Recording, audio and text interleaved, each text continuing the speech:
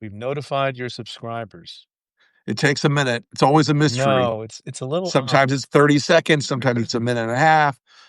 The longest wait.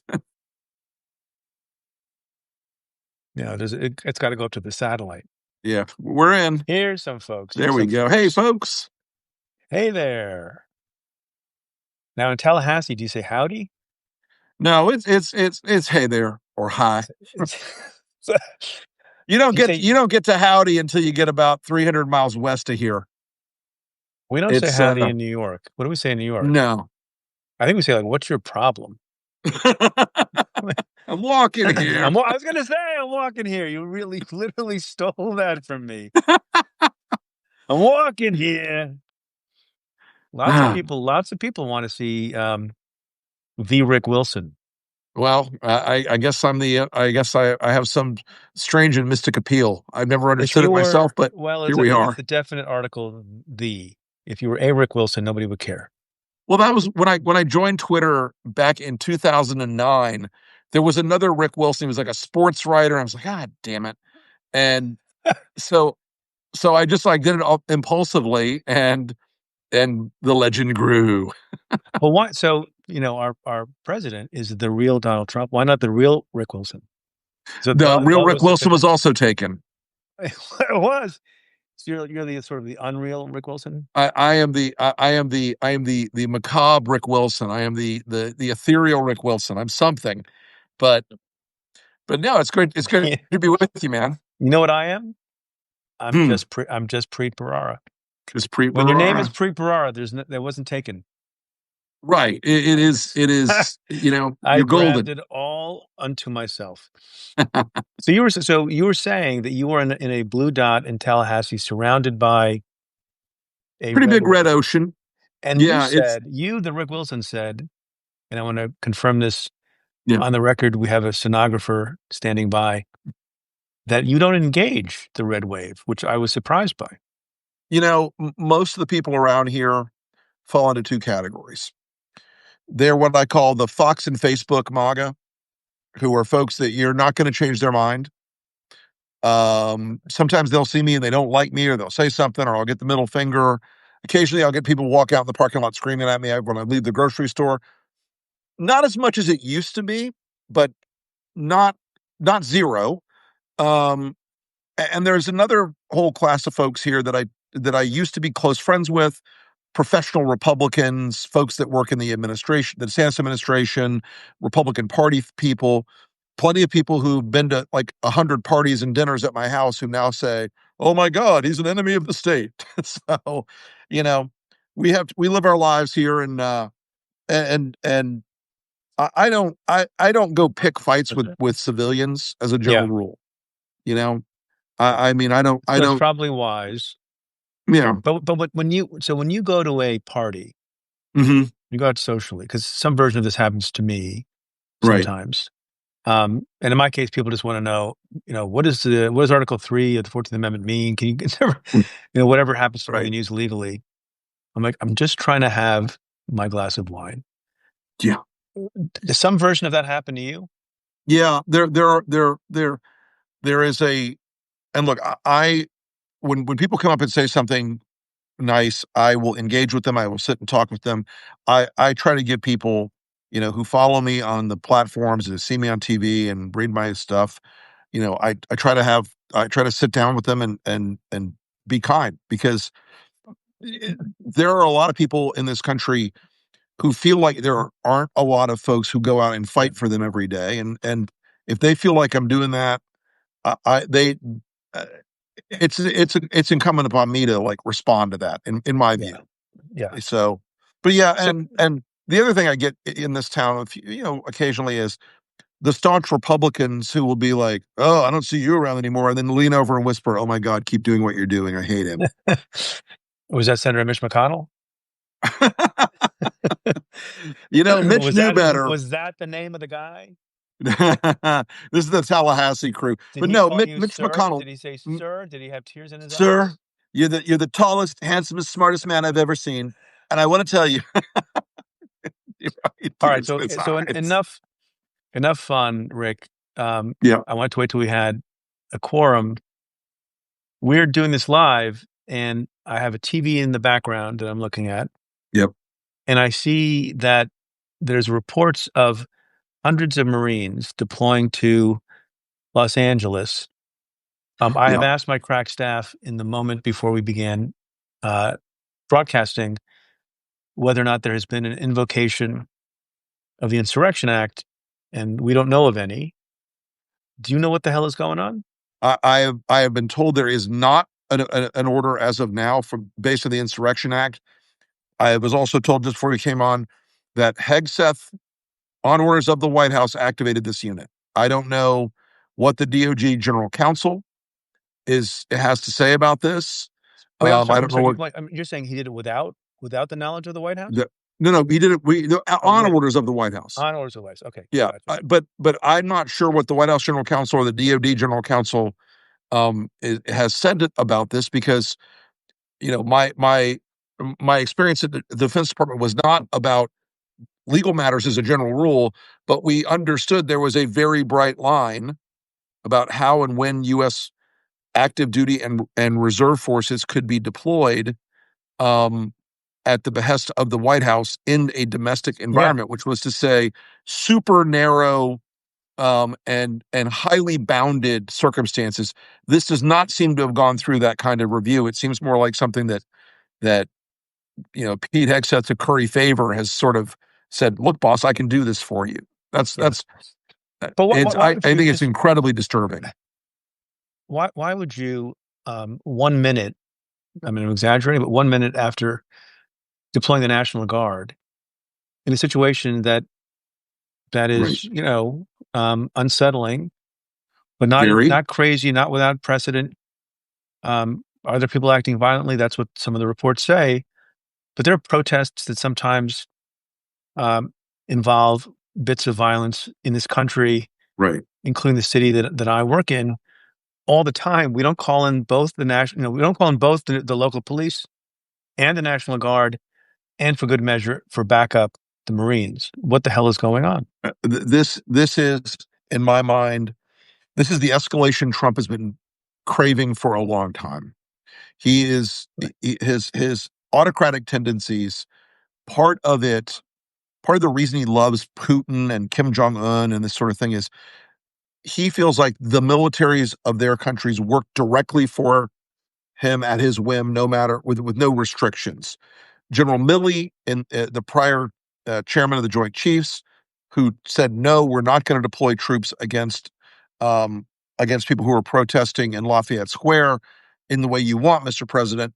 That was one of those moments where Trump really broke from the American tradition and decided that he would test that premise in the next if he was reelected, and he is testing it right now.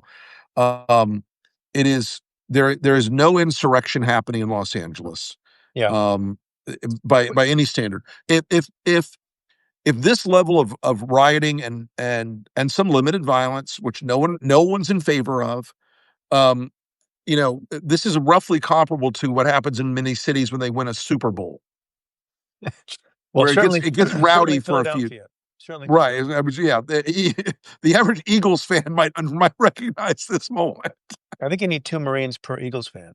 Yeah, I think so. Right, That's the minimum but ratio. so like so look, so even if you're plotting your despotism Yeah. and your autocracy, um, it seems not very strategic to do these kinds of tests with huge shows of force and might militarily Right. when you have just a small thing going on.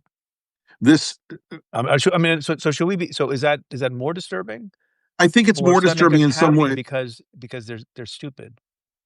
No, the problem right now is even stupid people can start a machine operating that Yeah, does terrible damage to the country. I think this idea that that the military is traditionally and classically non-political, that they yeah, serve the Constitution, they serve an oath of office, not a man, is something Trump is testing right this minute. And my concern is the next thing he's going to test is one of the most fundamental aspects of the Universal Code of Military Justice is that you must disobey an illegal order. Yeah. Not that you can or should, that you must disobey an illegal order.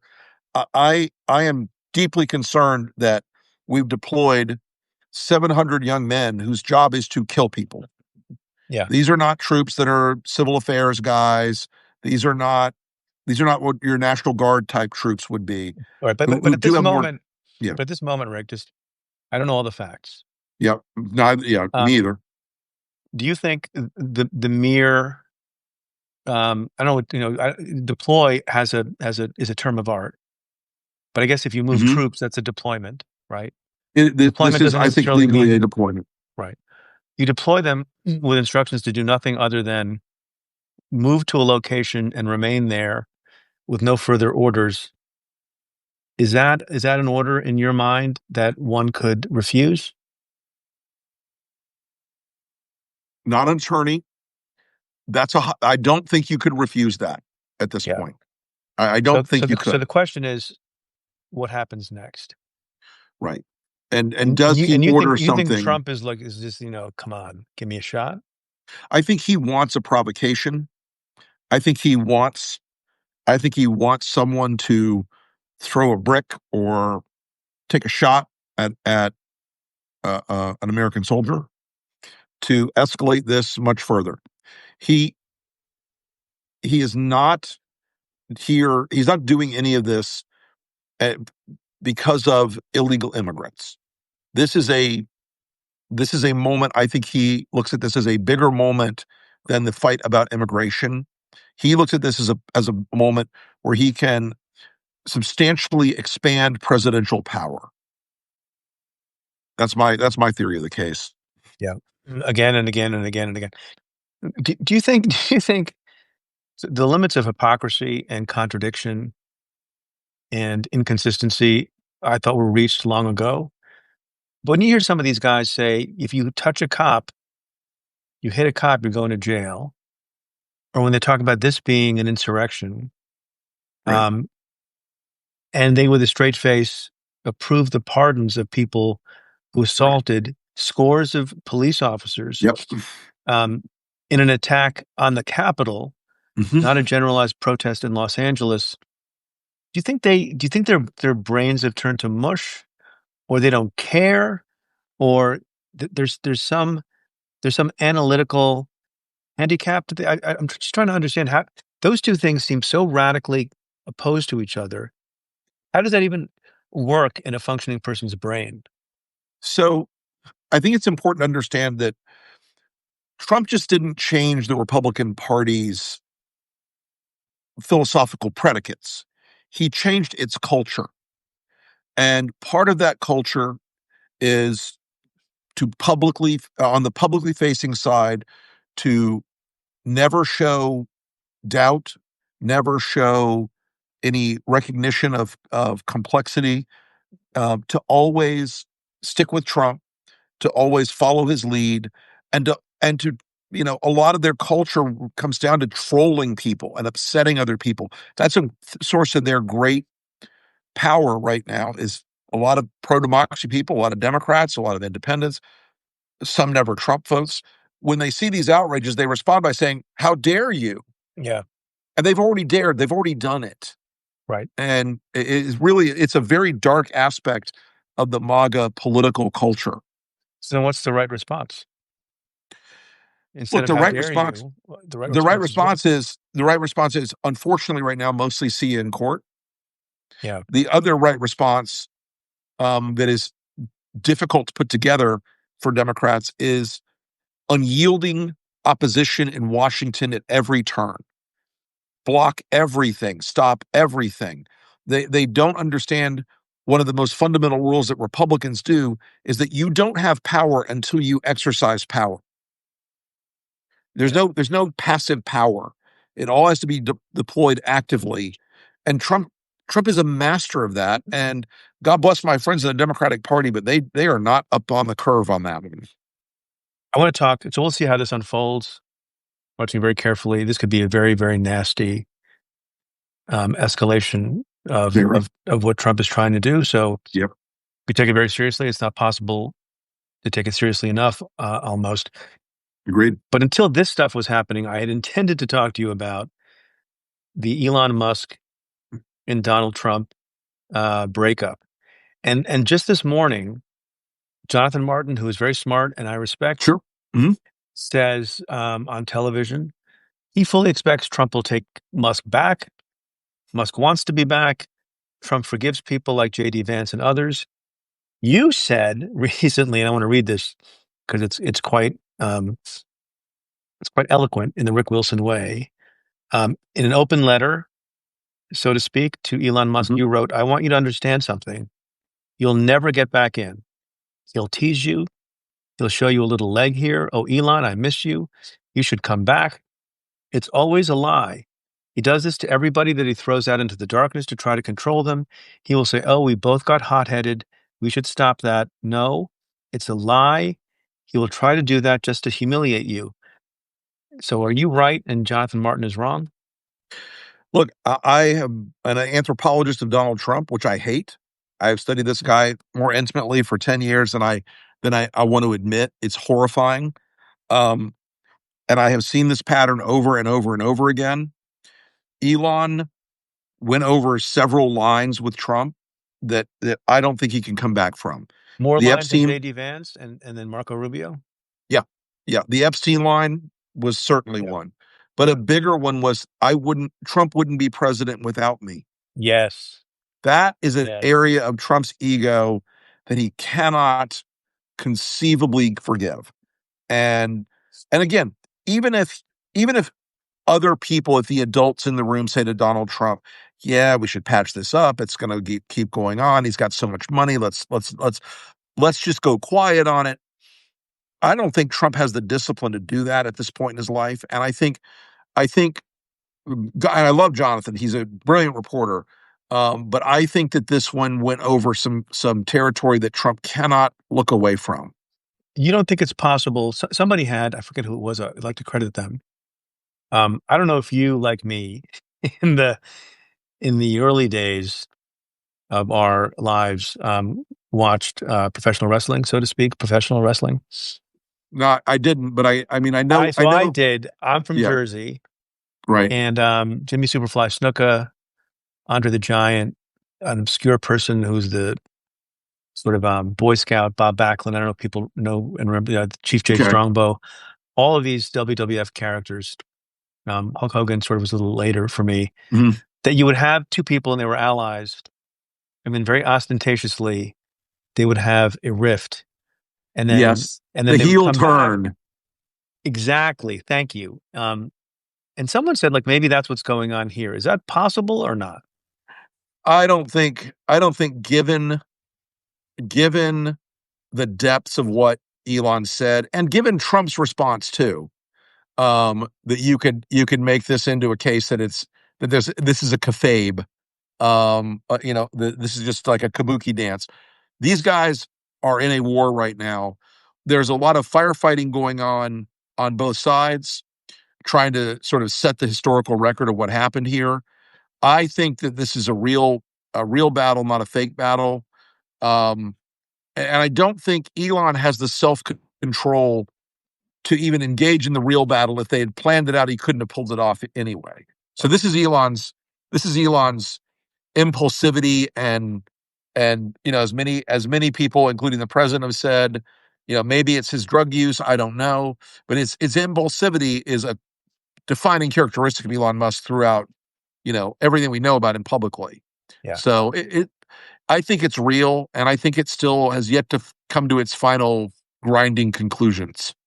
So for the Democrats, I won't characterize them. If there's an opportunity to be funded by Elon Musk in House races or some other way, if you're a Democrat, do you embrace that? Do you Take that. do you Take like it but don't embrace it? Do you quietly you accept? look. The What's enemy the of my strategy? enemy in this case is if the enemy of my enemy is the richest man in the world, take the Who's your money, friend? do the work, take out the bad guys. You don't have to like everything if you're suddenly given a gift of somebody who like Elon Musk, he still wants certain things out of this world. He wants to be able to go to Mars and do all that crap.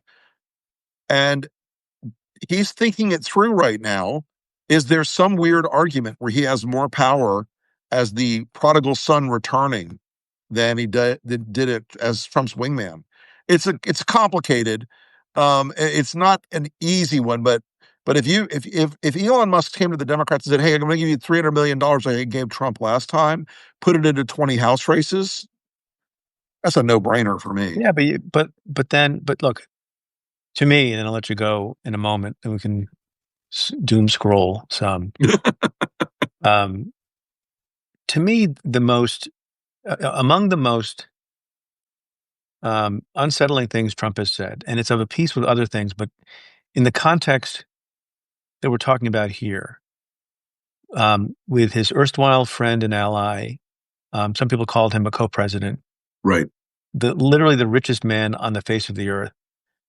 When there's been some speculation in the last 48 hours that maybe Musk would fund Democrats or support primary challenges to Trump's Republicans. What did Trump say? He said, So there would I'm be paraphrasing, terrible consequences. terrible consequences visited upon a private citizen Mhm, of that means, if that's, it was, mhm. in no uncertain terms, that he would go after him personally in the way he's gone after law firms, including mine, after Sure. universities and other. And how is that not among the most chilling things that you've heard? If I mean, is Trump the example you think of is the oligarchs with Putin, That's a and very you yeah. think you're the richest man in Russia? Well, not so much. You don't have a place to spend that money when you're in the gulag, like some That famous is people that we could talk about. Is that really what we're talking about here? I think the analogy of 1991 post 91 Soviet Yeah. Russia, or post Soviet Russia at that point, is extraordinarily cohesive. Um, you had a lot of these party officials who were basically under Yeltsin. It started under Yeltsin, of course, who were, okay, you're going to run the aluminum industry in this oblast. And, you know, Boris needs 5%. Well, when Putin came in, it was like, Putin needs 65%. Do you want to still run the aluminum industry, or do you want to fall out a window? Do you want to still run the aluminum industry, or do you want to be sent off to a camp? And that's why Magnitsky and dozens of other Yeah. Russian business leaders who were very wealthy were broken by Putin. And Trump looks at this as a business model. This is the best business Trump's ever been in. It's profitable for him. The It's not just Bitcoin scam, crazy. the bribery, all that stuff. I just want to go back to the threat. It's not only crazy that he thinks it, it's crazy that he said it, and it's crazy that he didn't think it was a big deal to have said it. Right. That if you exercise your political rights, your associational rights, your First Amendment rights, as an American who now I don't agree with, and we have a difference of opinion on various things, there will be severe consequences. I mean, man, that's some frightening I, stuff. and I know this is like the dumbest counterfactual in some ways, but I like to think about what would Republicans say if Barack Obama said something like that? What would Republicans do if Bill Clinton Barack or Obama couldn't wear a Joe tight Biden? suit. Yeah, Correct. yeah. I just think, Preet, that this is we are in terra incognita right now for America, but we have seen this show before with authoritarian leaders around the world in previous generations and decades, and it's not pretty. And I tell people this all the time. They're like, "What can I do? What can I do?" I'm like, "Don't be silent. Stand up. Yeah. Express the fact that you don't believe that this is what America is and should be." And Well, we're not being shipped off to camps yet. And I think the louder you are in some ways, the better your chances are. Makes it harder for them to, do the things that Putin did. Because when a lot of these billionaires were trying to make deals with Putin, they'd be quiet about it, and and he would always just grind them down or ship them off to a camp. So, you know, this is a rolling moment of a coup, if you want to call it that, a cold civil war, if you want to call it that. I am deeply disturbed by the Marines being deployed. I think that may move this from cold civil war to lukewarm civil war, and I don't think that's a good thing for America at all. So, sir, thank you for speaking up and speaking out. Thank you too. That's why we do this. That's why we do this thing. Keep on Terrific. doing it. You Thanks to too. the lots of people joined us on a Look at early that. Monday evening. I appreciate that. Yeah. Stay safe, my friend. You too, brother. We'll see you soon. We'll do this again soon. Thanks, everybody. Absolutely love to. All right. See ya. Okay, bye.